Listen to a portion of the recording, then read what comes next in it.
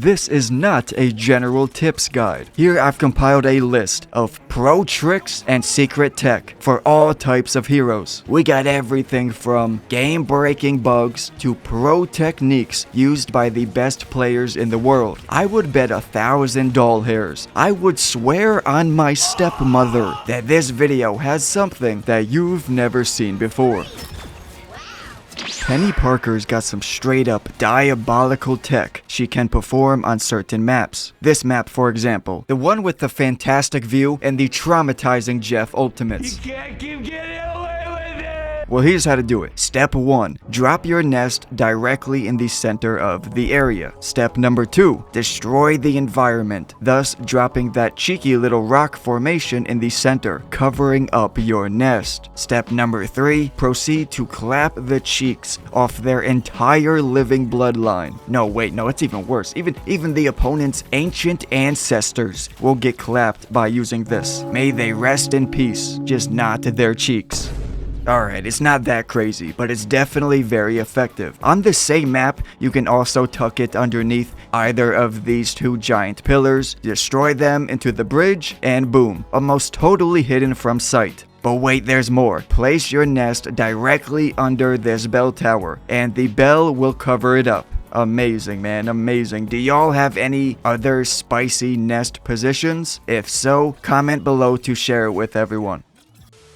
We all know when shit hits the fan, Namor loves to float away and take a nice quick bubble bath in the sky. Well, this bubble does more than simply protecting Namor himself. It's an actual shield, capable of blocking attacks, even ultimates. You can legitimately jump in Magneto's face and block his meteor. Even if you don't successfully block it outright, the fact that you're in his face annoying him can still screw up the shot and maybe force him to botch it. Same goes for Iron Man. It's a bit difficult, a bit tricky, but if you are in the right position, you might be able to block Iron Man's pulse cannon as well. The potential is there, so when the enemy performs a blast ultimate, rather than bubble up to solely protect yourself like a selfish, fishy asshole, you could at least try to block and ruin the attack.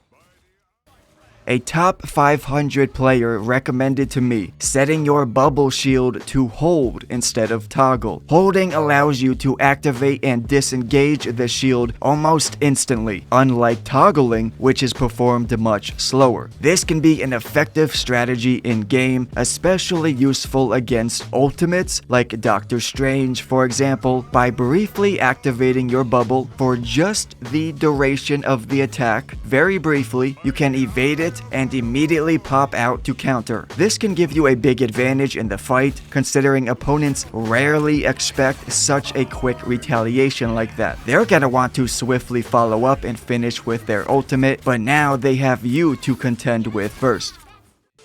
So, a unique trick here. If Cloak and Dagger dies during or after performing your ultimate, the path you've laid down will erase, right? It's gone, you're done. However, if you are Loki and you copy Cloak's ultimate and lay down your path, then you die in the same way, your path won't disappear. For whatever reason, it will not disappear after dying, which means it's more optimal and wiser to use Loki's ultimate first, before Cloak and Daggers, in order to bait out any counters the enemy may have. Every Groot player needs to know that he can destroy Peni Parker's nest. As you can see, you can't really place the wall like directly inside the nest. However, if it's close enough, it will work. And the fact that you can place Groot's wall up to 15 meters away means this is indeed a viable strategy that you should try to execute when you are Groot fighting against a Peni Parker. Ever since the days of the OG Call of Duty, players have found the perfect angles to throw a Hail Mary grenade to get kills on players running down a path or coming out of their spawn from across the map. Well, we've done it in Marvel Rivals. On this map, Peni can launch her mines directly onto the objective area, even more precisely, right in front of this doorway. If the timing is right, you can catch them walking through the door. knock their socks off without them even realizing what the hell just happened. And honestly, even if you don't want to play as Penny, before y'all run out the spawn, you could use her simply to toss these mines, and maybe, just maybe, you actually get a kill, and then swap back to whatever character you want to use.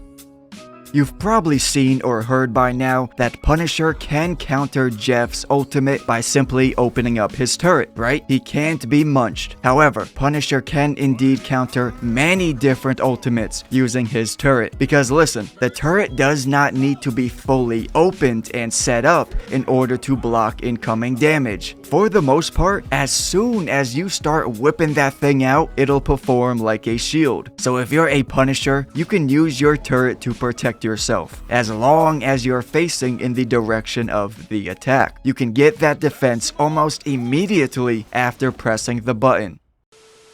You may know this already, but may not, so you can block and prevent healing sources with your shield, such as Groot's walls, but most notably Doctor Strange's shield. This can be useful against healing ultimates. For example, you got a Luna Snow ultimate dancing around. Who's ready to put on a show?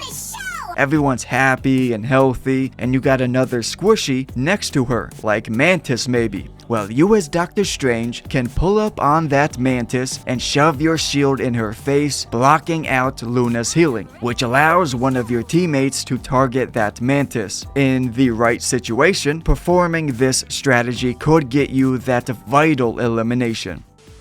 I don't know if many people realize that Namor's right click, or his alternate attack, has a 3-meter wide AoE splash damage. Now, the reason this is important is because with your alternate, your true main goal is to simply land the attack in order to activate your Squidbillies enhanced burst speed, right? The alternate doesn't have critical hits on headshots, so you really just need to connect the attack. And so knowing the alternate has that 3-meter AoE splash effect can be helpful for connecting this alternate attack more consistently. Also, Namor's right click is not his only attack that produces the Squidbillies enhanced burst speed. Landing headshots also gives your turrets the attack boost. That's why landing headshots is much more significant for Namor compared to other heroes.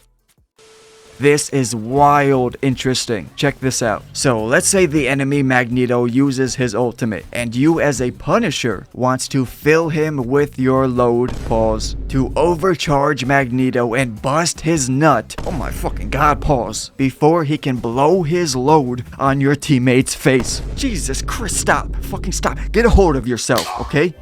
Right, yeah, so, well, you might think that as Punisher, the quickest way to overload Magneto's ult would probably be using your rifle, especially if you're a decent distance away. However, nope, that is not the case. Look here, his shotgun overloads it much faster, even from a crazy far distance away. So, what this means is that Magneto's ultimate doesn't account for damage fall-off range. You could be 40 meters away with a shotgun, and it will still yoink up those bullets and charge the ult just as quickly as if the shotgun was right in Magneto's face.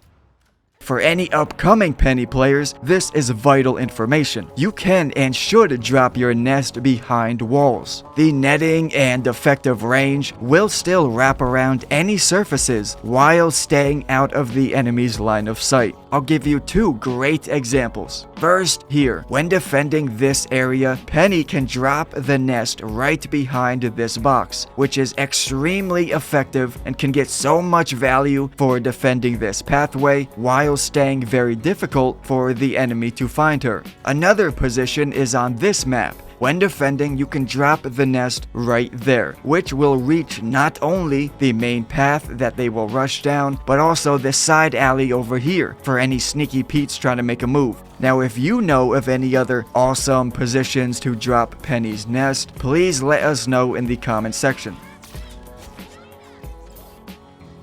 When fully charged with 3 rings, Magneto's Mag Cannon right-click attack deals 90 damage and knocks back enemies 6 meters, okay? That's a hefty attack right there. But the Mag Cannon takes 4 seconds to then recharge each ring. However, using his bubble to absorb damage will recharge the rings much faster, whether you bubble an ally or yourself. So a solid strategy is to push forward using your Mag Cannon, slap him in the face real quick, plus you bubble up an aggressive teammate at the same time and attack together, like a diver duelist, someone who is about to dive in the fight and take a ton of damage. You want to be bubbling your more aggressive teammates as often as possible. The bubble is so important, bro. Check out this marvelous bubble play. So Magneto here sees the enemy Magneto going for his ultimate, and his ally Cloak and Dagger is using their ultimate. So Magneto sees the enemy ulting, says, oh shit, gotta find my Cloak, because he knows the enemy's gonna target her, and boom, bubbled up Cloak at the last second. Absolutely fucking beautiful. Now, I mentioned Punisher countering ultimates before, but he can also escape Jeff's ultimate too, using his smoke. When you're about to get Jeff 2'd off the map, look downwards, pop the smoke immediately to launch back up onto safe ground.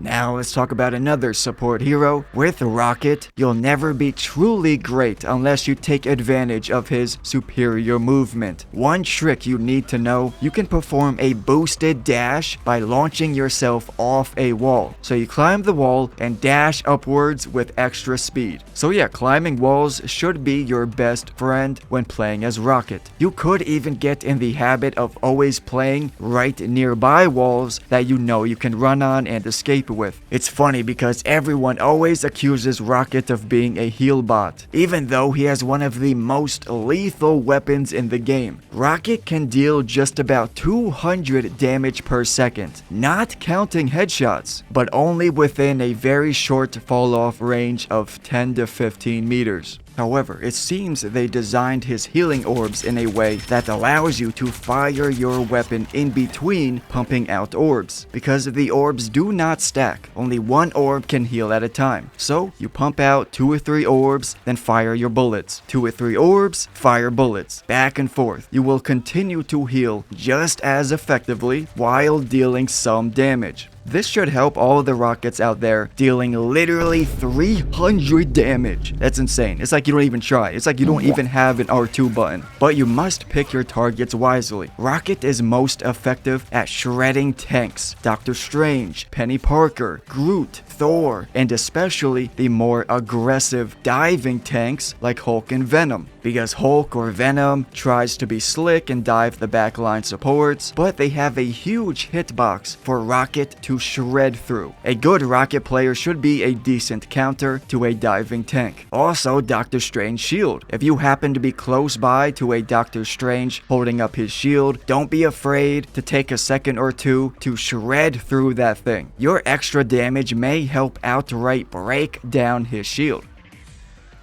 I showed this in a recent video, but I'm going to say it again because I still see people screw up their Loki ultimates fairly often. In your settings, turn on double confirmation for God of Mischief, okay? This will ensure you can confirm which hero you want to copy before following through with it. Next tip, if you need to, use your invisibility skill to safely traverse the battlefield and target whatever hero you need. That is especially useful when you need to target the enemy's hero to copy. And there you go, boom. It's kinda crazy to me after all this time, I still see people surprised to discover that Hulk can indeed grab onto walls, like a giant freaking monkey man. This can be useful for secretly flanking, you chill high on a wall and wait for the enemy, and then drop down and bust them up.